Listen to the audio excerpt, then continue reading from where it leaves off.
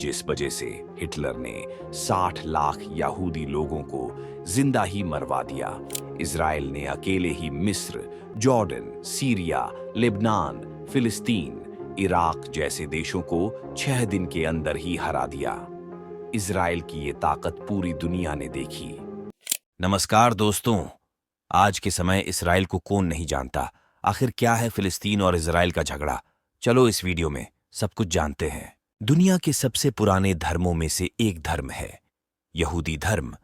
इस धर्म का इतिहास करीब 3000 साल पुराना माना जाता है।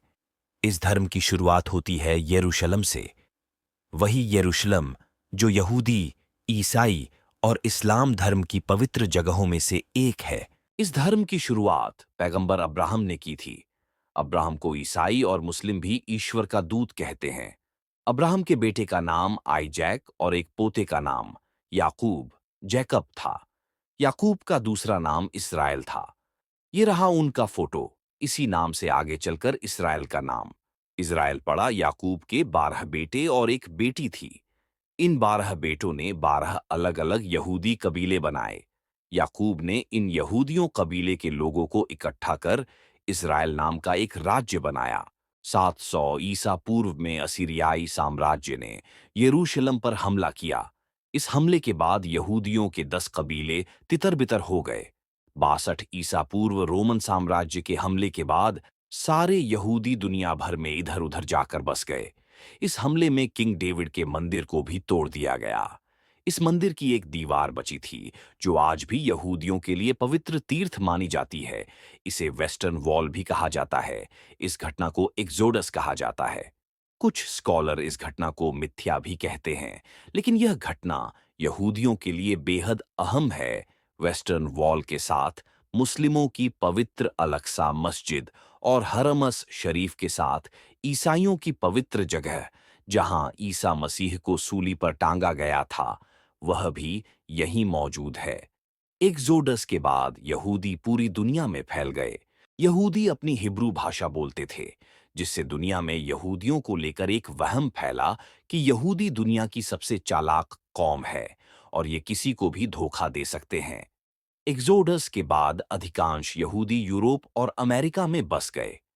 एंटीसेमिटिज्म के चलते कई देशों में यहूदियों को अपनी पहचान सार्वजनिक कर रखनी होती थी। कई यूरोपीय देशों की सेनाओं में लड़ने वाले यहूदियों को अपनी वर्दी पर एक सितारा लगाकर रखना होता था। इस सितारे को डेविड का सितारा कहा जाता है। इस सितारे से यहूदियों की पहचान की जाती थी। यहूदियों को अपनी पहचान छिपाने या गलत बताने पर सजा का भी प्रावधान था। ये सिलसिला चलता रहा थियोडोर हर्जल के जमाने तक। थियोडोर हर्जल की इस्राएल में वही मान्यता है जो भारत में महात्मा गांधी की है। वो 2 मई 1960 को पैदा हुए थे। वो वियना में एक सामाजिक कार्यकर्ता थे, लेकिन एंटीसेमिटिज्म के चलते इन्हें वियना छोड़ना पड़ा। इसके बाद ये फ्रांस आ गए और पत्रकारिता करने लगे। 1890 के दशक में फ्रांस रूस से एक युद्ध हार गया था। फ्रांस में इस हार की जांच रिपोर्ट में हार की जिम्मेदारी एक यहूदी अफसर एल्फर्ड ड्रेफस पर डाल दी गई। हर्जल ने यह स्टोरी कवर की। एंटीसेमिटिज्म के इस बहुत बड़े उदाहरण के बाद हर्जल ने तय किया कि वो सारे यहूदियों को इकट्ठा करेंगे और एक नया देश या राज्य बनाएगा। इसके लिए उन्होंने 1997 में स्विट्जरलैंड में वर्ल्ड जायनिस्ट कांग्रेस नाम से एक संस्था बनाई। जायनिस्ट हिब्रू भाषा में स्वर्ग को कहा जाता है। वर्ल्ड जायनिस्ट कांग्रेस को दुनिया भर के यहूदी चंदा देने लगे। इस संस्था के बैनर तले जड़ यहूदी इकट्ठा होने लगे। हर साल इसका वैश्विक सम्मेलन होता था। 1904 में हर्जल की दिल की बीमारी के चलते मौत हो गई, लेकिन तब तक जायनिस्ट कांग्रेस का प्रभाव दुनिया भर के यहूदियों के बीच हो गया था। तुर्की और उसके आसपास के बड़े इलाके में ऑटोमन साम्राज्य का कब्जा था। 1914 में प्रथम विश्व युद्ध शुरू हुआ। विश्व युद्ध के बीच 2 नवंबर 1917 को ब्रिटेन और यहूदियों के बीच बाल्फोर समझौता हुआ। इस समझौते के मुताबिक अगर ब्रिटेन युद्ध में ऑटोमन साम्राज्य को हरा देगा, तो फलस्तीन के इलाके में यहूदियों के लिए एक स्वतंत्र देश दिया जाएगा। इसके बाद आलिया में तेजी आ गई। आलिया यहूदियों का दूसरे देशों से यरूशलेम की तरफ पलायन करने को कहा जाता है। जायनिस्ट कांग्रेस को लगा कि अगर ब्रिटेन अपना वादा पूरा करेगा तो फिलिस्तीन में उस समय यहूदियों की एक बड़ी आबादी होनी चाहिए। दुनिया भर के यहूदी अपने देशों को छोड़कर फलिस्तीनी इलाकों में बसने लगे, लेकिन ऐसा नहीं हुआ। ब्रिटेन सरकार ने अपना वादा पूरा नहीं किया।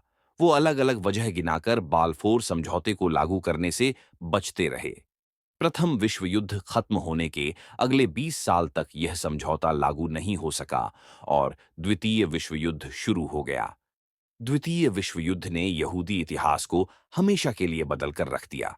उस समय जर्मनी के मुखिया अडोल्फ हिटलर ने एंटीसेमिटिज्म का सबसे क्रूर रूप दिखाया। करीब 60 लाख यहूदियों की योजनाबद्ध तरीके से हत्या कर दी गई। जर्मनी और आसपास के देशों में कैंप लगाकर यहूदियों को मारा गया। विश्व युद्ध खत्म होने पर जब दुनिया भर में ये बात फैली, तो पूरी दुनिया की संवेदना यहूदियों के साथ हो गई। 1947 में संयुक्त राष्ट्र संघ ने यहूदियों की वर्षों पुरानी मांग को पूरा किया। संयुक्त राष्ट्र संघ ने कहा कि फलिस्तीन के दो हिस्से किए जाएं, एक हिस्सा यहूदियों को दिया जाए और दूसरा हिस्सा मुस्लिमों को दे दिया जाए। यरूशलेम को एक अंतर्राष्ट्रीय शहर रखा जाए, क्योंकि यहाँ यहूदी, मुस्लिम और ईसाई तीनों धर्मों के धर्मस्थल हैं। यहूदियों को यह योजना पसंद आ गई, लेकिन मुस्लिम इसके लिए तैयार नहीं हुए। फलिस्तीन चारों तरफ से अरब देशों जॉर्डन, सीरिया, मिस्र घिरा हुआ था।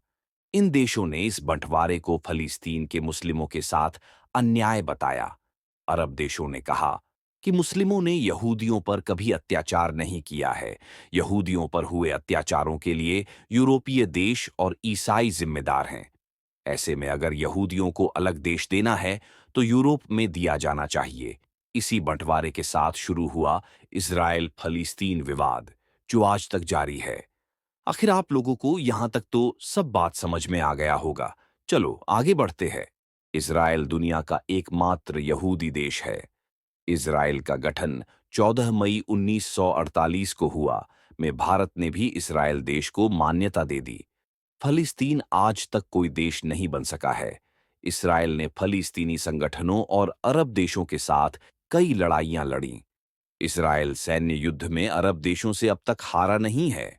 इस्राएल और अरब देशों के बीच में हुई लड़ाइयों में इस्राएल ने और भी जमीन हथिया ली।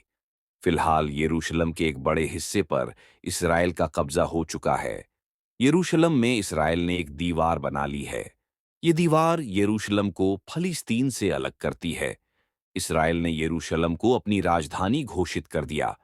इसे अमेरिका ने मान्यता भी दे दी है। अमेरिका अपना दूतावास भी यरूशलेम में खोल लिया है। फिलहाल गाजा पट्टी और पश्चिमी घाट के कुछ हिस्सों को छोड़कर फिलिस्तीन के अधिकांश हिस्से पर भी इस्राएल का कब्जा है। अब तो आप लोगों को इजराइल और फलिस्तीनी की लड़ाई की सारी जड़ समझ में आ गई होगी। ये मेरी YouTube की पहली वीडियो है। अगर आपको अच्छी लगी हो तो सपोर्ट जरूर करें और कमेंट में अपनी राय जरूर दें।